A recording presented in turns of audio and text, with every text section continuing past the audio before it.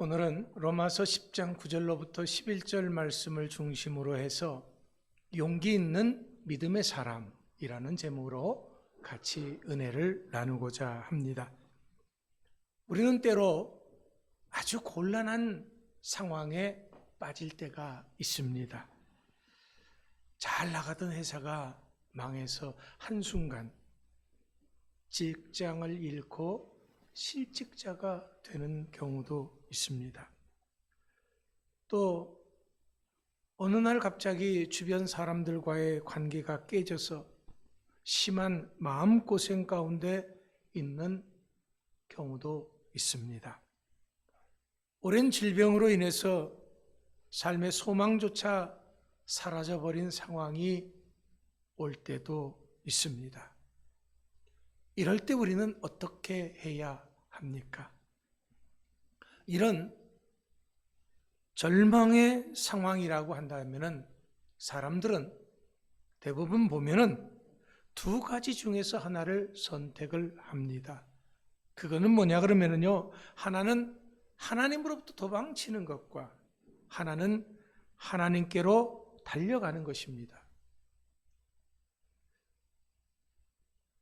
사람들이 어떤 중요한 문제를 놓고 굉장히 이제 절대절명의 상황이 되면은 하나님께로 달려가든가 아니면은 하나님께로부터 도망쳐간다고 해서 그들이 하나님을 안 믿는 것이 아니고 다른 신을 믿는 겁니다. 우리가 이번 이제 대선을 앞에 놓고도 보면은 믿는 정치인이라고 할지라도 어떤 중요한 순간이 되면은 항상 우상을 찾는 경우들이 많은 것을 보게 됩니다. 참 안타까운 현상들이죠. 국회의원이건 시장이건 대통령이건 할 것 없이 한결같이 달려가는 곳이 구슬하고 점을 보는 곳이다라는 거죠. 누구든지 어려우면 온전히 하나님께 매달리던가 아니면 하나님을 뛰쳐나가서 다른 것을 찾던가 하게 되어 있다라는 거죠. 이것은 분명 오늘 나의 선택입니다. 이것은 누구의 강요에 의해서 해결된 문제가 아니기 때문에 그렇습니다. 하지만 문제는 우리가 믿음의 사람이라고 하는 것입니다. 우리는 그냥 세상 사람이 아니라 믿음의 사람입니다. 그렇다면 우리는 로마서 8장 28절 말씀을 한번 생각해 볼 필요도 있습니다. 우리가 알거니와 하나님을 사랑하는 자, 곧 그 뜻대로 부르심을 입은 자들에게는 모든 것이 합력하여 선을 이루느니라 했습니다. 그렇습니다. 하나님을 사랑하는 자는, 하나님을 믿고 의지하는 자는 반드시 결국에는 다 잘 될 것이다, 승리할 것이다 라는 겁니다. 그런데 많은 사람들이 이것을 믿지 못한다라는 거지요. 제가 항상 말씀드리는 것이 뭡니까? 그것은 하나님은 우리에게 좋은 것을 주신다라는 말씀을 드렸습니다. 히브리서 11장 6절 말씀에 보면은 믿음이 없이는 하나님을 기쁘시게 하지 못하나니 하나님께 나아가는 자는 그가 계신 것과 또한 그가 자기를 찾는 자들에게 상 주시는 이심을 믿어야 할지니라 그랬습니다. 그렇습니다. 우리는 이런 믿음이 있어야 됩니다. 하나님의 부르심으로 오늘 내가 여기 서 있다고 하는 믿음이 있어야 됩니다. 하나님은 자기를 찾는 자들에게 결코 외면치 않고 좋은 것을 마음껏 주시는 분이라고 하는 그런 분명한 믿음이 있어야 합니다. 그렇다면 우리는 단 1분 1초도 늦출 이유가 없습니다. 뒤돌아보지 마셔야 됩니다. 아픔만 더하고 문제만 더 키웁니다. 아니, 문제만 더 지속시킵니다. 하나님께로 달려가야 됩니다. 내가 할 수 있는 최선을 다해서 죽을 힘을 다해서 정말 하나님께 지금 달려가야 하는 것입니다. 문제 속에 빠지지 말고 하나님께로 그 문제를 가지고 달려가야 한다라는 거죠. 히스기야 왕도, 성경에 나와 있는 수많은 믿음의 거장들도 문제가 있을 때는 다 어떻게 했습니까? 한번 보시기 바랍니다. 그 문제를 가지고 하나님 앞에 나아갔습니다. 여러분, 왜 이렇게 해야 됩니까? 그것은 지금이 바로 하나님께서 우리들에게 주시는 기회이기 때문에 그렇습니다. 얼른 이해가 안 되실 수 있습니다. 왜냐하면 내가 지금 이렇게 어려움을 겪고 있는데 이것이 무슨 기회냐고요? 뭐 이런 기회가 다 있냐고? 예, 있습니다. 여기 있습니다. 물론 우리가 어렵다 보면은 이것은 기회가 아니다라고 생각할 수 있습니다. 지금 내가 사자굴 속에 들어가 죽게 생겼는데 이게 무슨 기회냐고. 내가 지금 풀무불 속에서 다 죽게 생겼는데 이게 무슨 기회냐고. 지금 내 앞에는 홍해고 뒤에는 애국 군대가 날 죽이려고 달려오고 있는 그런 상황인데 이게 무슨 기회냐고. 지금 죽어 썩어서 냄새가 나는데 이게 무슨 기회냐고. 이런 절대절명의 상황이 어떻게 기회가 되냐고 말할 수 있습니다. 하지만 저는 믿음의 사람으로서 분명히 말씀드릴 수 있는 것은 기회입니다. 그럼 어떤 기회입니까? 이것이 바로 하나님을 만날 수 있는 기회다라는 것입니다. 하나님께서 나를 얼마나 사랑하시는지 몸소 체험할 수 있는 기회입니다. 하나님이 어떤 분이신가 내가 내 눈으로 직접 확인할 수 있는 그런 기회란 말입니다. 지금 하나님은, 나를 사랑하시는 하나님은 나에게 기회를 주시는 것입니다. 하지만 문제는 이런 기회를 아무나 다 누릴 수 있는 것은 아니라는 것입니다. 그렇다면 이 기회를 누리고 이 기회를 잡을 수 있는 것은 어떤 사람들입니까? 먼저는 하나님께서 이런 상황에 나에게 요구하는 것이 있습니다.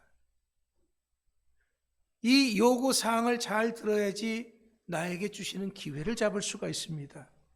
그것은 아무리 내 상황이 절대절명의 상황이라고 할지라도 어려운 상황이라고 할지라도 온전히 나는 하나님만 믿고 의지하겠노라고 하는 결단입니다.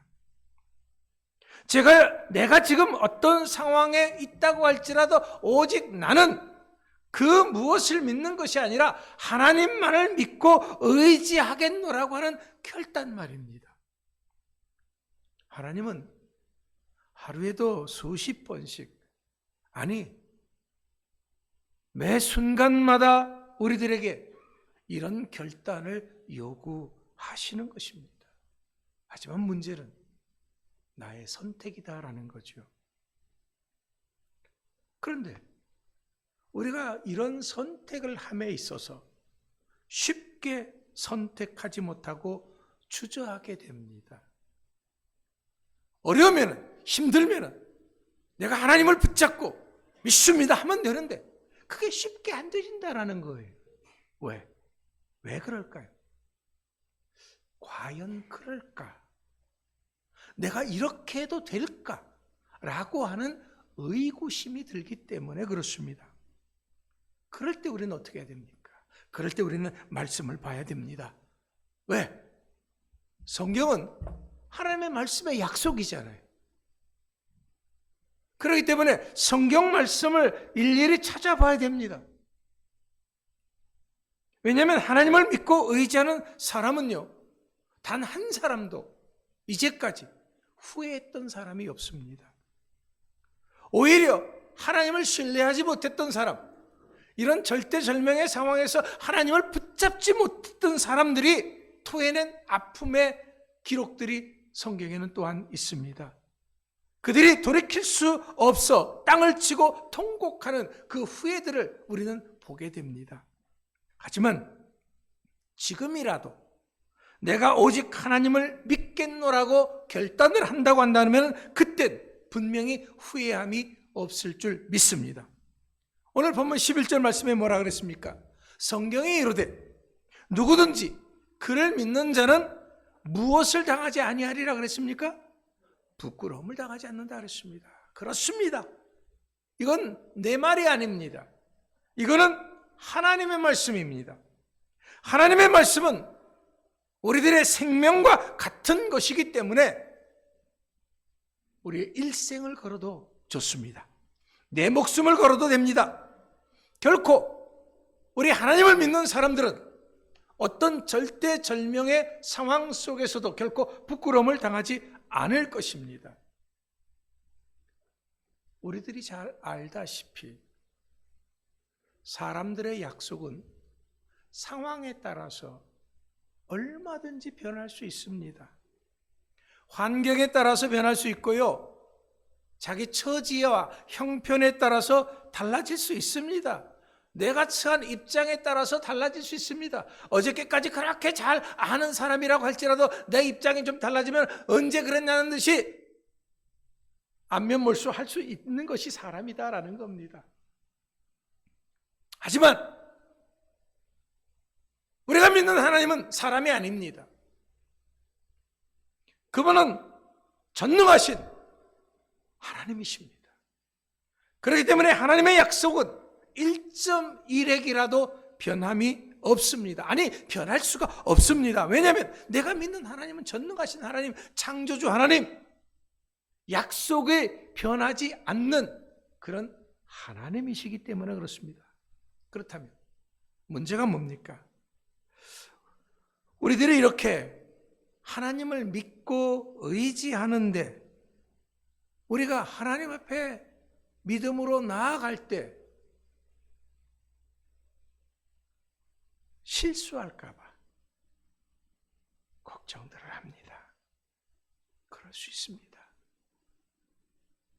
하지만 아무리 그렇다고 할지라도 여러분 걱정하지 마세요. 자,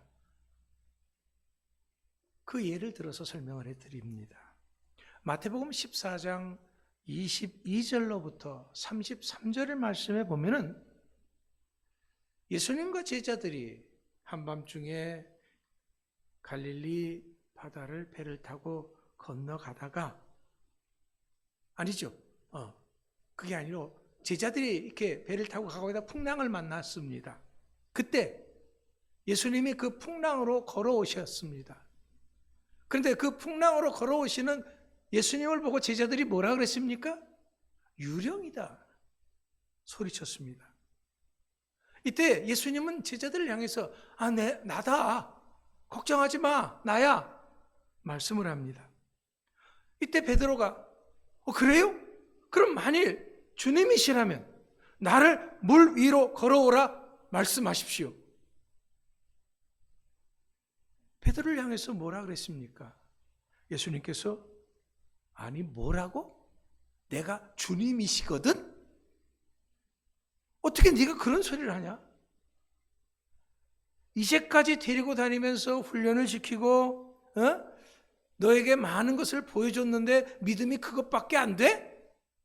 야단치셨습니까? 아닙니다. 와라. 예수님께서는 말씀하셨습니다. 베드로는 배에서 내려 물 위로 걸어갔습니다. 그런데 몇 발짝 떼지도 못해서 바람을 보고 무서워 물에 빠지기 시작을 합니다. 죽게 된 베드로가 예수님 나 살려주세요 소리칩니다. 우리들이 생각할 때는 예수님께서 뭐라고 하셨을 것 같습니까? 야 베드로야 거 봐라 의심하니까 그렇지 아주 쌤통이다 그렇게 얘기를 했습니까? 아니죠. 믿음이 적은 자여 왜 의심하느냐 하시면서 친히 손을 내밀어서 그를 붙잡아 주셨습니다. 옳습니다. 우리들도 예수님을 믿고 나간다고 하면서 세상 염려로 인해서 우리들의 마음속에 의심이 생길 수 있습니다. 세상 환난 풍파로 인해서 의심이 생길 수 있다라는 그런 말입니다. 잠시 이 어려움으로 인해서 내 마음에 혼란이 생겨서 믿음을 잃어버릴 수도 있습니다. 믿기는 하지만은 주변의 환경에 압도당할 수도 있습니다. 그래서 때로 우리들이 예수님에게서 눈을 떼는 어리석음을 범할 수도 있습니다. 예, 우리 주님이 이런 것까지도 다 알고 계신다라는 거죠. 그렇기 때문에 아무리 그렇다고 할지라도 우리는 결코 주님을 떠나서는 안 되는 것입니다. 왜냐하면 내가 아무리 그런다고 할지라도, 내가 조금 방황하고 내가 좀 주님을 의심하고 내가 조금 혼란을 겪는다고 할지라도 우리 주님께서는 나를 모른다고 하지 않습니다. 오히려 내게 손을 내미시고 내 손을 붙잡아 주십니다. 믿음의 사람이 되라고 말씀하십니다. 여러분, 이제는 그렇기 때문에 우리가 결단을 해야 됩니다. 더 이상 믿음 없는 사람이 되는 것이 아니라 주님 믿습니다. 어떤 상황 속에서도 주님이 나를 사랑하시고 나를 붙잡아 주실 것을 믿습니다. 고백할 수 있는 여러분들 되시기 바랍니다. 여러분, 우리가 예수님을 믿고 의지하는 데는 이런 결단뿐만 아니라 또 한 가지가 필요합니다. 그게 뭐냐면요, 위험을 감수할 수 있는 용기입니다. 에스더와 같이 죽으면 죽으리라고 하는 담대한 용기가 필요합니다. 풀무불 속에라도 들어갈 수 있는 다니엘의 세 친구처럼 그리 아니하실지라도라고 하는 믿음이 필요합니다. 용기를 내서 오히려 우리는 주님께 외쳐야 됩니다. 주님, 날 붙잡아 주세요. 날 도와주세요. 외치면 우리 주님이 손을 내밀어서 나를 붙잡아 주시고 도와주실 줄 믿습니다.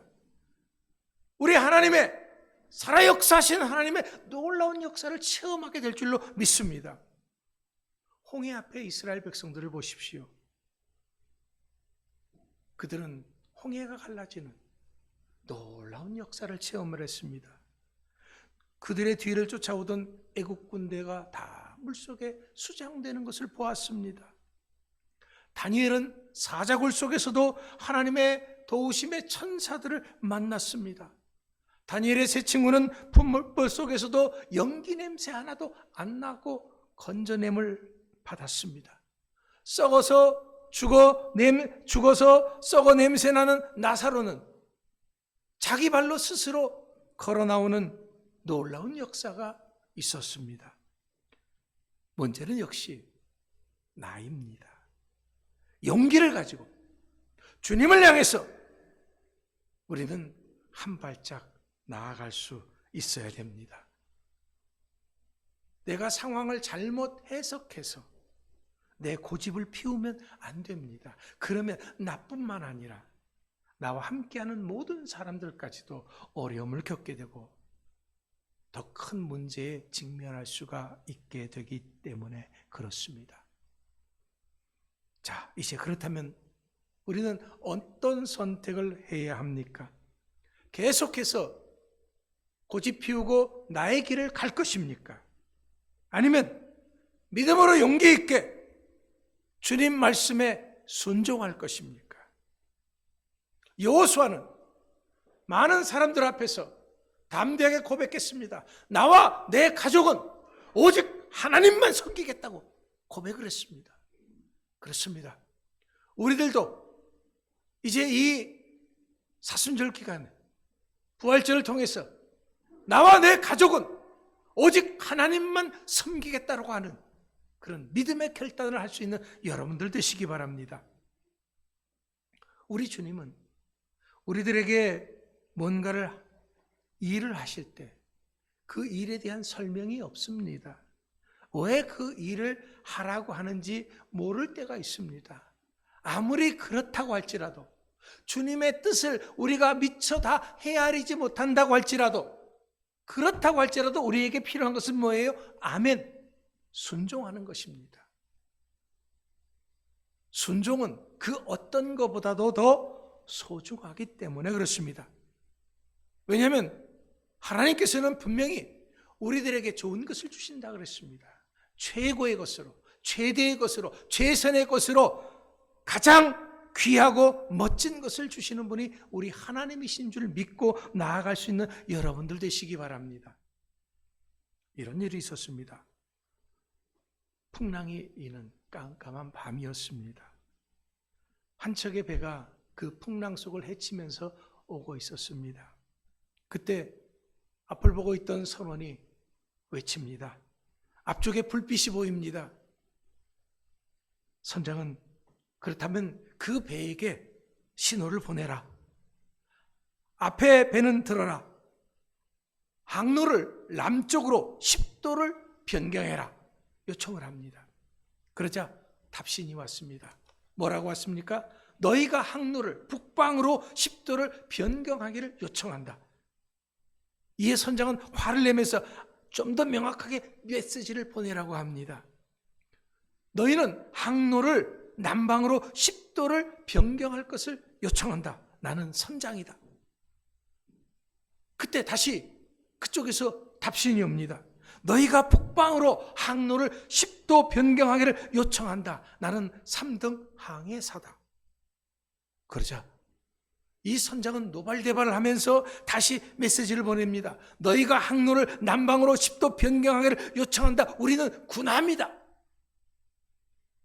그러니까 그쪽에서 다시 답신이 왔습니다. 너희가 북방으로 항로를 10도 변경하기를 원한다. 요청한다. 우리는 등대다. 선택은 너희들의 몫이다. 그렇습니다. 선택은 우리 몫입니다.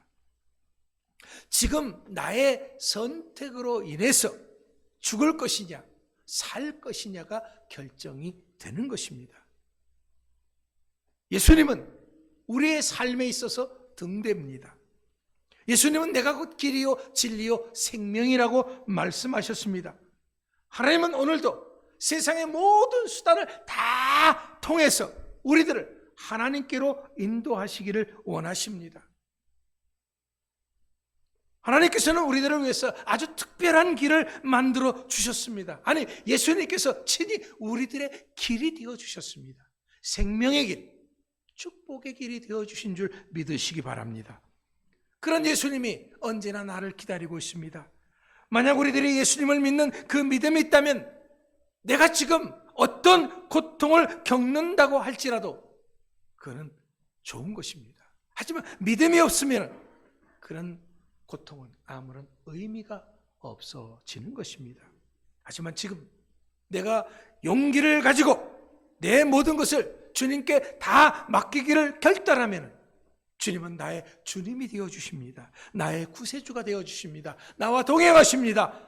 나를 선하신 길로, 승리의 길로 인도하실 것입니다. 고통 가운데서조차도 놀라운 하늘의 신령한 은혜를 맛보게 해 주실 것입니다. 사랑하는 성도 여러분, 우리가 주님을 놓쳐서는 안 됩니다. 그분을 꼭 붙잡아야 됩니다. 어떤 의심도 하지 마시기 바랍니다. 우리가 붙잡을 것은 사람의 약속이 아닙니다.